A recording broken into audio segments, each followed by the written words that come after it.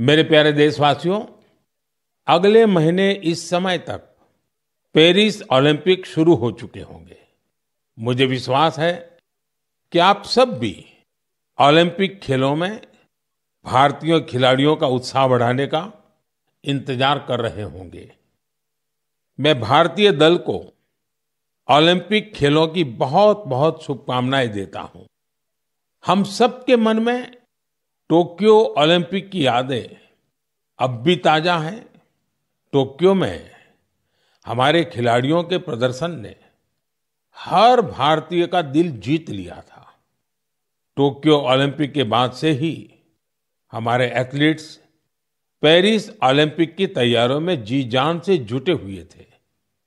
सभी खिलाड़ियों को मिला दें तो इन सब ने करीब 900 इंटरनेशनल कंपटीशन में हिस्सा लिया है। ये काफी बड़ी संख्या है। साथियों, पेरिस ओलंपिक में आपको कुछ चीजें पहली बार देखने को मिलेगी। शूटिंग में हमारे खिलाड़ियों की प्रतिभा निखर कर सामने आ रही है। टेबल टेनिस में मेन और विमेन दोनों टीमें क्वालिफाई कर चुकी हैं। भारतीय शॉटगन टीम में हमारी शूटर बेटियां भी शामिल है। इस बार कुश्ती और घुड़सवारी में हमारे दल के खिलाड़ी उन कैटेगरीज में भी compete करेंगे जिनमें पहले वे कभी शामिल नहीं रहे। इससे आप ये अनुमान लगा सकते हैं कि इस बार हमें खेलों में अलग लेवल का रोमांच नजर आएगा। आपको ध्यान होगा, कुछ महीने पहले वर्ल्ड पारा एथलेटिक्स चैंपियनशिप में हमारी बेस्ट परफॉर्मेंस रही है। वहीं चेस और बैडमिंटन में भी हमारे खिलाड़ियों ने परचम लहराया है। अब पूरा देश ये उम्मीद कर रहा है कि हमारे खिलाड़ी ओलंपिक्स में भी बेहतरीन प्रदर्शन करेंगे। इन खेलों में मेडल्स भी जीतेंगे और देशवासियों का दिल भी जीतेंगे। आने वाले दिनों में मुझे भारतीय दल से मुलाकात का अवसर भी मिलने वाला है। मैं आपकी तरफ से उनका उत्साहवर्धन करूंगा। और हाँ, इस बार हमारा हैशटैग चीयर फॉर भारत है। इस हैशटैग के जरिए हमें अपने खिलाड़ियों को चीयर करना है, उनका उत्साह बढ़ाते रहना है। तो मोमेंटम को बनाए रखिए। आपका ये मोमेंटम भारत का मैजिक दुनिया को दिखाने में मदद करेगा। मेरे प्यारे देशवासियों, मैं आप सभी के लिए एक छोटी सी ऑडियो क्लिप प्ले कर रहा हूं। रेडियो क्वेट FM 93.3 से हिंदी शो नमस्ते कुवैत।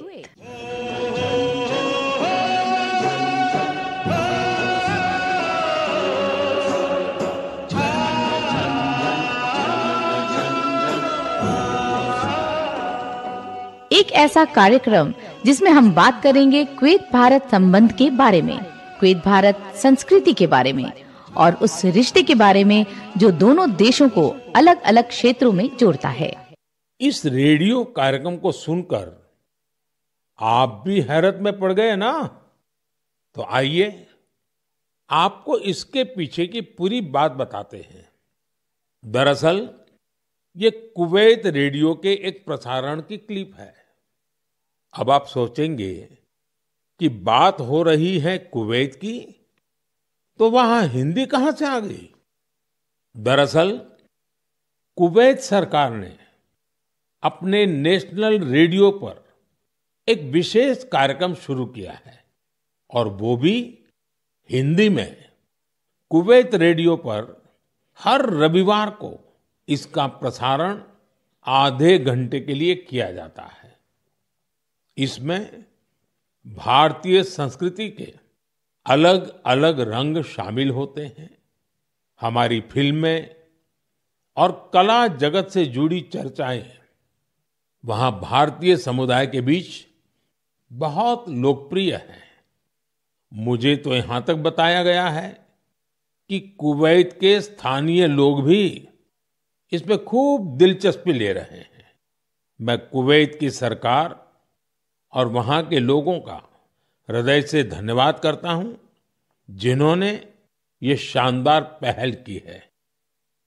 साथियों, आज दुनिया भर में हमारी संस्कृति का जिस तरह गौरवगान हो रहा है, उससे किस भारतीय को खुशी नहीं होगी। अब जैसे तुर्कमेनिस्तान में इस साल मई में वहां के राष्ट्रीय कवि की 300वीं जन्म जयंती मनाई गई। इस अवसर पर तुर्कमेनिस्तान के राष्ट्रपति ने दुनिया के 24 प्रसिद्ध कवियों की प्रतिमाओं का अनावरण किया। इनमें से एक प्रतिमा गुरुदेव रविंद्रनाथ टैगोर जी की भी है। ये गुरुदेव का सम्मान है, भारत का सम्मान है।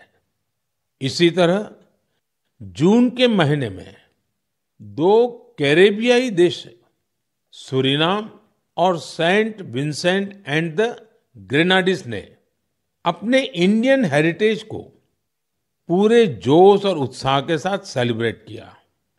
सूरीनाम में हिंदुस्तानी समुदाय हर साल 5 जून को इंडियन अराइवल डे और प्रवासी दिन के रूप में मनाता है।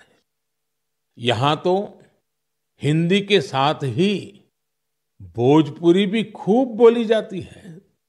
सेंट विंसेंट एंड द ग्रेनाडीज में रहने वाले हमारे भारतीय मूल के भाई बहनों की संख्या भी करीब 6000 है।